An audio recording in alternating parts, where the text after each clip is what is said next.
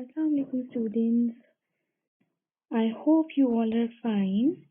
I'm your teacher of geography, Ma'am Tanzeela, and I'm from Absex Fort Road Middle Wing Boys. Today I'm going to teach you the very first chapter of geography, introducing geography. You must have got knowledge of geography. You have studied about geography, for example, basic instruments of weather. You have studied about latitude, longitude. They all are the topics of geography. We will talk about them in our next chapters.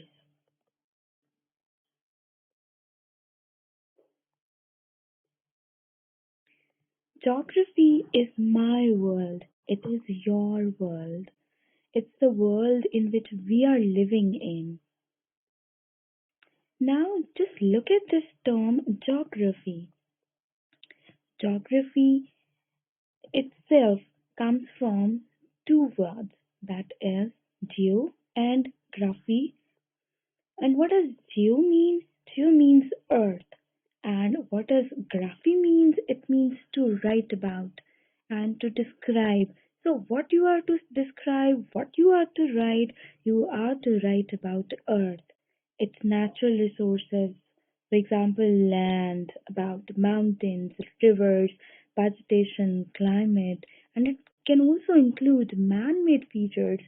For example, when you talk about cities, about settlements, you are talking about the man made features, those things which are made by man.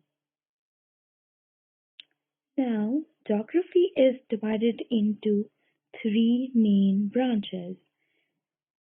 The broad areas of geography are physical, human, and environmental. Now, let's talk about physical geography.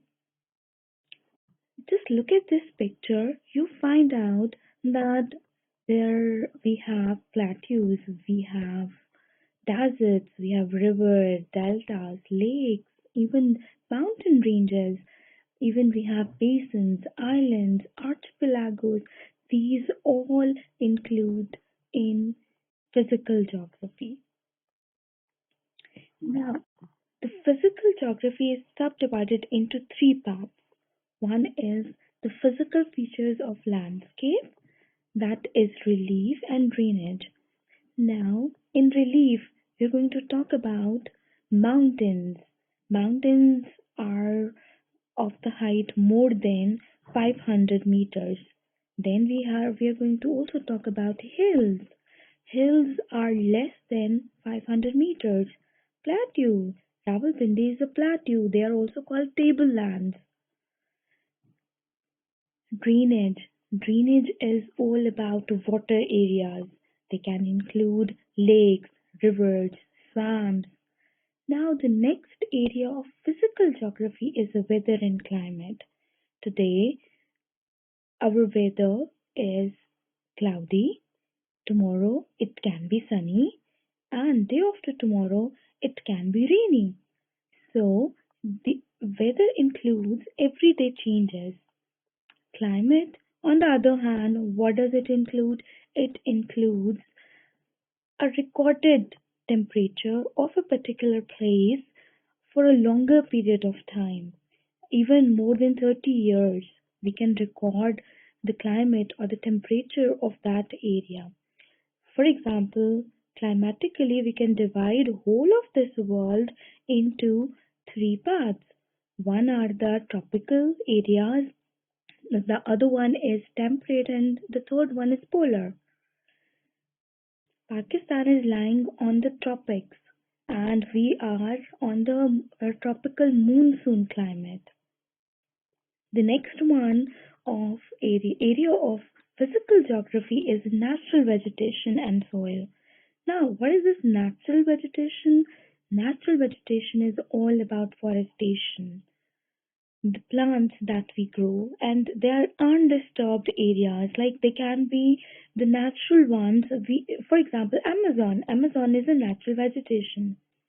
Now, soil is the area where we grow plants. The next area of geography is the human geography. As this name include, it talks about human beings and their activities.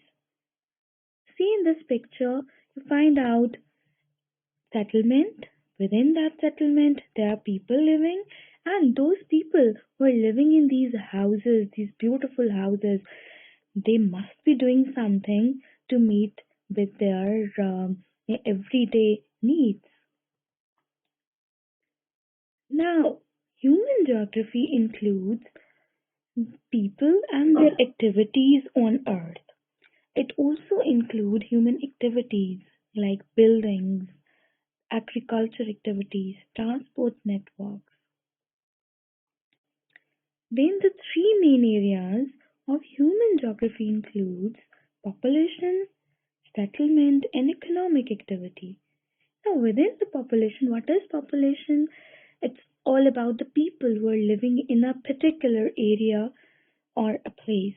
For example, here in Rawalpindi, our population is 45 to 50 lakhs. Okay, so this is the population.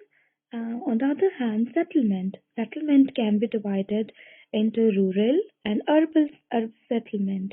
In rural settlement, what we do not have the basic facilities. But in urban settlement, we have like here where we are living in, it's a urban settlement where we have all the facilities. Now we have the economic activity. What does economic activity means?